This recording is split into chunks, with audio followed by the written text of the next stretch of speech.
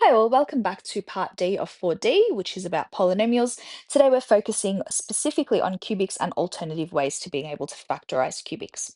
So the alternative ways means that we don't use long division, instead we use recognition in specific formulas. So we've got two types of formulas. Firstly, we've got the perfect cubes, very similar to a perfect square. So it's a plus b all cubed or a minus b all cubed. And this is the formula that it expands out to. Now, you don't necessarily need to memorize these. I always think it's a great thing to have in your back pocket, but at the very minimum, please put this in your summary book. And there are definitely ways for you to get around this in exam one, such as being able to use long division, or if you need to expand, you can then just expand a couple of brackets at a time. Now, I'll try to show you a quick way to factorize, or yeah, just to be able to recognize it, but yeah, factorizing it. First thing is if it's a plus inside, then it's a plus all the way through. However, it's a minus, then it's alternating negatives. Next thing, as you can see, I've got two variables a and b. We'll talk about what happens to these variables. So here we can see it's to the power of 3. So that means the first term is to the power of 3, and then every term from there drops by 1. So this last one is to the power of 0, which is why I can't see it. Now the b does the opposite. So it starts off as b to the power of 0, then it goes 1, 2, 3. The final thing we need to talk about is the coefficients. So if we have anything to the power of 3, so a perfect cube, our coefficients will always be 1, 3, 3, 1. So you just need to memorize those numbers. That comes from Pascal's triangle if you're interested, but otherwise you just need to remember those numbers and the way that the variables behave. Now the next type is called the sum and difference of two cubes. Again, very similar to the difference of two squares. We've got a specific formula. So either a cubed plus b cubed or a cubed minus b cubed. So this will factorize down. As you can see, we've got two brackets, the smaller and the larger. So the first thing I always remember is that the sign, whatever it is here, will be the same as the sign in the smaller bracket, and then it'll be the opposite sign in the larger bracket. For the larger bracket, it's a squared minus ab plus b squared, or plus, very similar to your quadratics, except we don't have a 2. So that's just a squared minus ab plus b squared. So try to memorize them, but if you can't, that's totally okay. Let's go ahead and apply them into the lesson for today. So example 18 says, use an appropriate technique to factorize each of the following. So first thing I can see is that we've got 4 terms, and I've also got alternating negatives. So what that makes me think of is this one here, 4 terms alternating negatives. Now I need to make certain. So the first thing I'm going to do is figure out what A and B is, and then I'm going to test it out. If A is this and B is that, then if I substitute it into the formula of one of the other terms, then I should get the same number or the same term that's in this polynomial. So let's test it out. So first of all, to figure out what a and b are, I need to put it into the form of a cubed and b cubed for my first and last terms. So that'll be 3y cubed, and that'll be 1 cubed. So that would imply that a is 3y and b is 1. So what I'm going to go ahead and do is test that out. Is that, in fact, going to be a perfect cube? If it is, I should get the value of 27y squared. So if I go back, it's 3a squared plus b, 3a squared b. So that would mean that would be 3a squared b.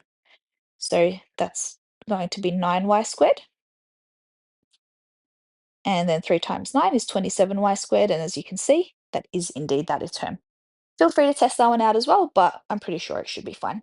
Okay, so now that we've established that it is a and b and it is also in the correct form, I can go ahead and just factorize that straight away into the form a minus b cubed. That'll be 3y minus 1 all cubed. Nice and easy. All right, for the second one, I've got 2 terms and it's a plus, so I'm suspecting that it's this one. All I have to do is make sure that I can get it into cubed format, and if I can, the formula will be this. So I can rewrite this as x all cubed, and the 27 will also be 3 all cubed. Nice and easy. So that would imply that a is x and b is 3. So we can go ahead and factorize that from there. So remembering whatever the sign is the sign that we'll have in the smaller bracket, and then in the larger bracket, it's a squared, then the opposite sign, so minus ab, and then b squared. That's 9. Okay, to practice a couple more. Again, we've got only 2 terms. There's a negative. However, it isn't in perfect cubes, but there is something I can do. If I pull the 2 out, you'll notice that it is going to end up being perfect cubes there. That's x cubed minus 8. So I can write that as x all cubed minus 2 all cubed. So that would imply that a is x and b is 2. So I can go ahead and factorize that. Again, remember it's the opposite, or it's the same sign, sorry, in the small bracket and the opposite in the larger one. So that's x minus 2. And then a larger bracket, it's a squared, opposite sign, plus 2x, and then plus b squared, which would be 4. Okay, last one. Last one, 4 terms, all positive. So we're suspecting perfect cubes and a positive one. So if I can write this as a perfect cube, that would be 2m cubed. This one would be 5 cubed. Now you can go ahead and test it out. You'll notice that it does work. If you can kind of look at it and see that it will work perfectly, like it'll come out without actually needing to write it down, that's fine. I know that this one does actually follow the formula, so I'm going to go ahead and just factorize that right away. So that's 2m plus 5 cubed. So nice and easy when you have these tools in your back pocket. We're going to do one last example, and that'll be it for this exercise. So it says factorize this and hence solve that particular equation. So this really doesn't have anything to do with the rules themselves. I guess this is just a nice little review for all of the cubics and polynomials we've just looked at. These kind of questions are really annoying because they haven't actually told us what the factor is. I have to find that factor by myself, which is really annoying. But anyway, we'll get there. It's a bit of a process. Um, the way to do this is we need to test out various solutions. So we're doing the factor theorem first. So I'm going to test out x equals 1. Does that give me a factor? X equals -1. Does that give me a factor? And so on. So you know what to substitute in because not every number is going to work. Only the numbers that are factors of the last term will actually work for this particular polynomial, particularly because there's a 1 in the front. If there is a number in the front, then there's something called the rational root theorem, which you may have touched on in year 11. We're not going to go too much into it, but feel free to have a look at it just so that it's on your mind. Okay, so the only things that I should test out are the factors of 30. So that means plus minus 1, plus minus 2, plus minus 3. Now, of course, there's a lot more there. For example, then we go 5, 6, and so on. I generally won't need to get to that point. Let's hope that something from there works. If it doesn't, then I'll continue thinking about the different factors. Let's start off with x equals 1. So if I have x equals 1, I'll have 1 cubed minus 4 times 1 squared, 11 times 1 plus 30. That'll be 1 minus 4 minus 11 plus 30. Sometimes I don't even need to work out that in my head. I can very clearly tell that's just not even going to equal 0. So I don't have to bother thinking about it. If we test out -1, so same thing, I'm going to substitute that all in. Again, hoping for an answer of 0. We'll see if that works or not. So I'll have -1 minus 4 plus 22 plus 30. That's probably not going to be it. 22 and 30 is already 52, so that's just not going to work. That does not equal 0. Next one, let's test out +2. So we'll have 2 cubed minus 4 2 squared minus 11 times 2 plus 30. That'll be 8 minus 16 minus 22 plus 30. Looking pretty promising. So 8 minus 16 is -8.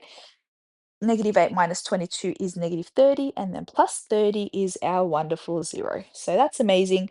That tells me that a solution is 2. That means the factor will be x minus 2. Remember, you've got to take that over to the other side. All right, now that we have our factor, we can go ahead and long divide. So that's x minus 2. Put that straight into the bracket. That'll be x cubed minus 4x squared minus 11x plus 30. We're going to do a nice quick long division. So that'll just be x squared. Multiplying that out will be -2x squared. Subtract, first term should be 0, minus minus will be a plus, so that should give us -2x squared. Bring the next one down. So that will be -2x up here. Multiply that out, that should be positive 4x. Subtract that out, so -11 minus 4 will be -15x. Bring the next one down. Now, -15x, x into that will be -15. Multiply that out. And look at how wonderful this is. It matches up perfectly. 0. Okay, so that's our quotient. So it says factorize and then solve. So in order to factorize, we do the divisor multiplied by the quotient. Still not fully factorized because that's a quadratic. So I'm going to factorize that further. So two numbers that multiply to give -15 and add to give -2 is going to be -5 and 3. So that's fully factorized. Now the question specifically tells me to solve, so I'll make that equal to 0. And I can just take everything over to the other side. So there we go. I've solved it. That would be my x-intercepts, and that's the next step to this whole thing, being able to go ahead and draw it up. All right, that's the end of exercise 4C and 4D.